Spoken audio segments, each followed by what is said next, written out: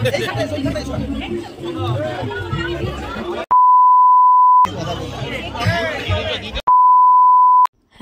Guys, welcome back to my channel. তোমরা দেখছো বং Poulami blog. তোমরা সবাই কেমন আছো? আশা করি খুব ভালো আছো। আমিও অনেক অনেক ভালো আছি। চলে এলাম নতুন একটা ভিডিও নিয়ে। এখন যাচ্ছি বিয়েবাড়ি। আর যাচ্ছি কেন বলছি, বিয়েবাড়ি তো এসেই গেছি। যাই হোক, এখানে আমার মা বাবা যায়নি, ভাই এসেছিলো, ভাই একটা দাদার সাথে এসেছিলো। আর এই দেখো, ঢোকার ডান দিকেই বর আর বউয়ের একটা পিকচার ছিল। আর এই যে বাইরের প্যান্ডেলটা খুব সুন্দরভাবে ডেকোরেশন করেছিল সামনেটা। তো কেমন লাগছে অবশ্যই কমেন্ট করে জানিও। তো এই দেখো, একটু ভালো করে দেখিয়ে দিলাম। চলো এবার ভেতরে ঢুকি। ওখানে মেজো মা, জেঠু যাচ্ছিল, এদিকে দাদা যাচ্ছিল। আর এই দেখো, এখানে ঢোকার সামনেই একটা গণেশ ঠাকুরের মূর্তি ছিল। এই দেখো গণেশ ঠাকুরের মূর্তিটা কেমন লাগছে অবশ্যই কিন্তু কমেন্ট করে জানিও। আর এই যে প্যান্ডেলের ভেতরটাও খুব সুন্দরভাবে ডেকোরেশন করেছিল। আর ওখানে সবাই গিফট দিতে উঠেছিল, মেজমা উঠছিল।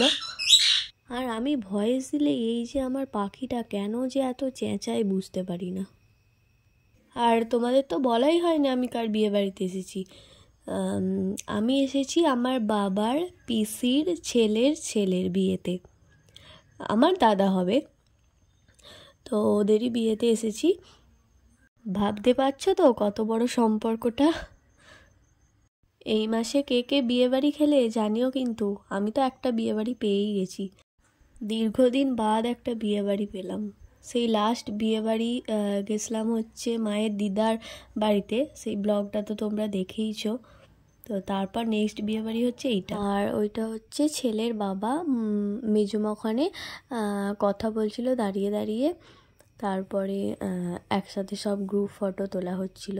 এই দেখো, আর ওখানে বর বউ দাঁড়িয়েছিল। আর ছোটো মারাও গেছিলো। ছোটো মারা মনে হয় টোটো করে বা গাড়ি করে গেছিলো, ঠিক জানি না। তো এখানে দাঁড়িয়ে সব গ্রুপ ফটো তুলছিল।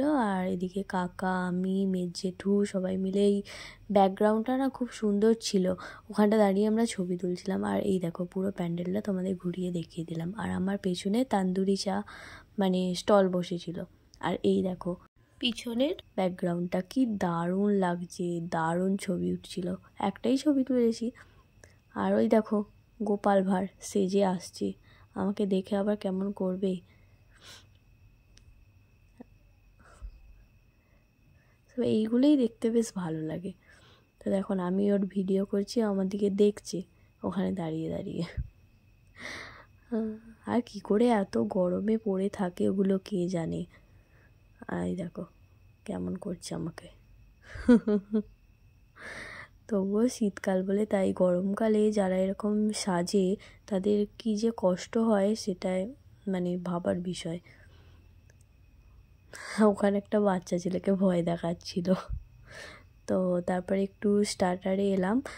এখানে ছিল হচ্ছে পকোড়া হয়েছিল, ফুচকা হয়েছিল, চা হয়েছিল, তান্দুরি চা, কফি ছিল, ননভেজ ভেজ সব দু রকমেরই পকোড়া ছিল। তো পকোড়াটা খাওয়ার পরে চলো একটু ফুচকা খেতে যাই।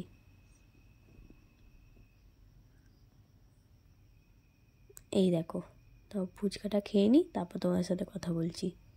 তো ফুচকা টুচকা খাওয়ার পরে এসে গেছি মেন কোর্সে। এই দেখো আমরা ফার্স্ট ব্যাচেই না বসে পড়েছিলাম, কারণ আমাদের বাড়ি যেতে হবে, আর বেশি রাত করলে আবার ঠান্ডা লেগে যাবে। চলো তোমাদের মেনু কার্ডটা দেখিয়ে দিই, কী কী মেনু হয়েছে তোমরাই দেখে নাও। সায়ন আর সঞ্চিতা দুজনের নাম ছিল। বেলমুড়ি, হুগলি, সুভাষ ক্যাটারার। তোমরা চাইলে বুক করতে পারো, ওখানে নাম্বার দেওয়া আছে।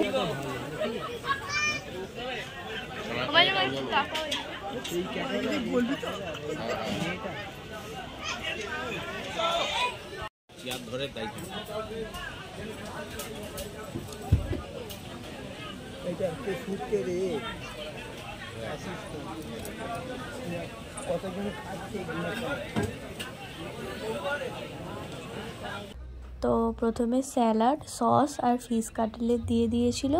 তোমাদের পুরো খাবারটা তো দেখালাম, মানে আমার তো বলা সম্ভব নয়, তোমরা মেনু কার্ডই দেখে নিলে। আর তারপরে দিয়েছিল নানপুরি আর চানা মশলা, যেটা হাফ খেয়ে মনে পড়েছে যে এই রে তোমাদের তো দেখাতে হবে। তো তারপরে রাইস আর চিলি চিকেন, যেটা আমার সবথেকে প্রিয়, কিন্তু একটুখানি নিয়েছিলাম। আরও যা যা মেনু ছিল সবই নিয়েছি, বাট তোমাদের দেখাইনি। তো যাই হোক, ব্লগটা কেমন লাগলো অবশ্যই কিন্তু কমেন্ট করে জানিও। ভালো লাগলে লাইক শেয়ার কমেন্ট করে দিও, এবং আমার চ্যানেলে যারা নতুন আছো অবশ্যই চ্যানেলটিকে সাবস্ক্রাইব করে পাশে থেকো। দেখা হচ্ছে নেক্সট ব্লগে। সবাই ভালো থেকো, সুস্থ থেকো। আজকের মতো টাটা, বাই।